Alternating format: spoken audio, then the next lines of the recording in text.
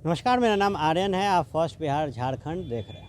High profile हत्या हुई थी राजधानी पटना में और राजधानी पटना की पुलिस ने उसका उद्भेदन किया।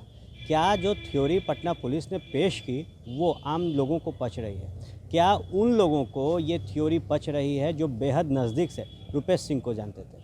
हमने कई तस्वीरें जो हैं दूसरे तरफ की भी इस थ्योरी से निकाल के दिखाई। बहरहाल उन लोगों से बेहद जानना ज़रूरी है जो लोग क्षेत्र में काम करते हैं। जिस तरीके से छपरा के रहने वाले रुपेश थे, तो रुपेश एक युवा थे और युवाओं की सोच क्या है, इसी क्रम में हमारे साथ मौजूद हैं पटना हाई कोर्ट के अधिवक्ता, राष्ट्रीय जनता दल के वरिष्ठ नेता केदारनाथ सिंह के बेटे ऋतुराज।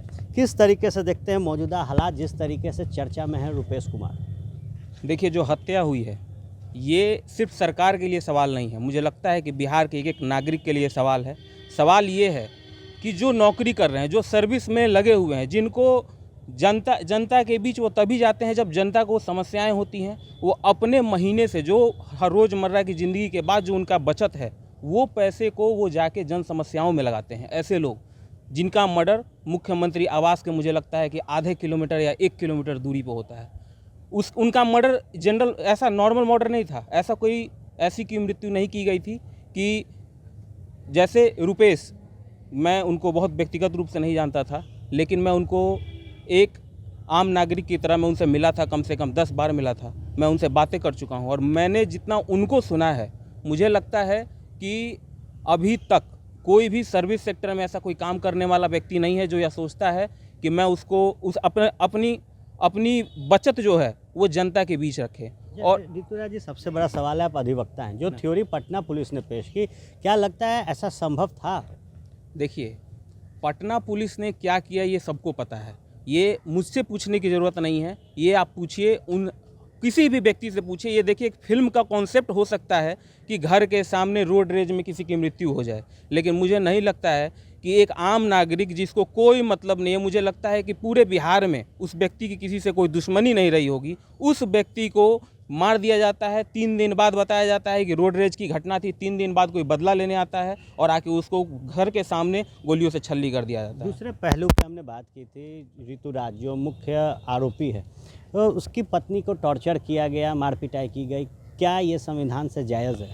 देखिए, संविधान किसी पे भी हाथ उठाने की आपको परमिशन नहीं देता है। वो किसी के लिए भी है, वो चाहे कोई दोषी हो या दोषी ना हो।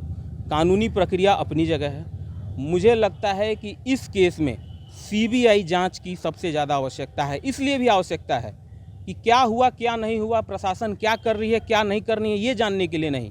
पूरे बिहार पे एक सवाल उठा है। सवाल ये उठा है कि अगर कोई व्यक्ति बिहार में काम करना चाहता है तो क्या वह सुरक्षित है? क्या इस बिहार में लोग आसानी से कहीं भी आ जा सकते हैं? मुख्यमंत्री आवास के आधे किलोमीटर 1 किलोमीटर दूरी पे अगर किसी की मृत्यु हो सकती है, किसी को मार दिया जा सकता है, तो मुझे लगता है ये अपने आप में बिहार के लिए सवाल है। एक आखिरी सवाल लेते हैं। क्या लगता है मौजूदा परिस्थिति को लेकर? रुपेश सिंह से आप 10 बार अनुभव मुलाकात कर चुके हैं। जो बातें कही जा रही थी कि हाथ छोड़ा गया, जिसके बाद जो ऋतुराज है वो आपा से बाहर गया और उसके बाद ये सारी प्लानिंग की गई, ये संभव है? क्या ऐसे केसेस पहले भी आए हैं कोर्ट्स में? देखिए, केसेस बहुत तरह के आते हैं। कहने का मतलब इतना है कि ये एक ऐसी घटना है जिसको मुझे लगता है सरकार और सरकार के तंत्र इसको बचाने की कोशिश कर रहे हैं। इसके पीछे की मंशा क्या है ये मैं नहीं जानता हूँ, लेकिन यह इनके बातों से पता चल रहा है कि इस केस को कहीं ना कहीं लिपट के कहीं ना कहीं इसको कूड़े के ढेर में फेंकने की कोशिश की जा रही है। मैंने बिहार सरकार के कुछ नेताओं के बात सुने थे। मैंने सुना कि कोई ना कोई गलती करता है तभी कुछ ना कुछ होता है। तो क्या बिहार में जितने लोग गलती करते हैं सबको मौत के घाट उतार देना चाहिए? ये सरकार को जवाब देना चाहिए। बड़ी मछली बचाई जा रही है। बड़ी मछली नहीं, हर किसी को बचाया जा रहा है। हो सकता है इसमें बड़े बड़े 5 लोग, 10 लोग, 20 लोग, बहुत लोग इन्वॉल्व हो। क्या कारण है, ये कारण तभी पता आएगा जब सीबीआई जांच के दौरान ये केस जाएगा। तो हमारे साथ थे ऋतुराज और जितने बेहद नज़दीक से ये रुपेश सिंह को जानते थे, उन पहलू पर इन्होंने चर्चा की। साफ तौर पे इनका कहना है कि व्यक्तिगत तौर पर जितना ये रुपेश सिंह को जानते हैं, उससे यही पता लगता था कि एक व्यक्ति जो सामान्य जीवन में अपने रोज़मर्रा की ज़िंदगी में जो पैसे कमाता है, उसे वो समाज में रुपेश सिंह यूज़ करते थे।